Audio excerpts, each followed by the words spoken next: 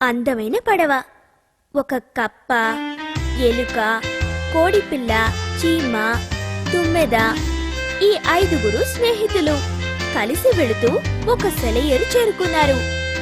రండి స్నానం చేద్దాం అంటూ కప్ప కవ్వాళ్ళ నీళ్ళలోకి దూకింది. అయ్యో, మాకు ఈత రాదే అనుకుంటూ తక్కిన 4 ఒడ్డున నిలబడి ఆలోచించటం మొదలుపెట్టాయి.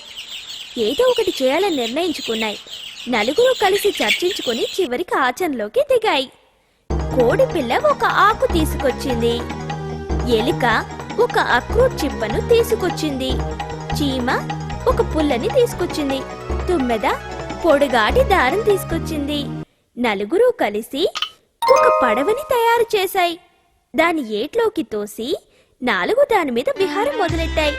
నేలలో నుంచి ఒడ్డుకి వచ్చిన కప్ప వాళ్ళని చూసి వెక్కిరించాలనుకుంది. కాని అప్పటికే ఆ 4 చాలా దూరం వెళ్ళిపోయారు.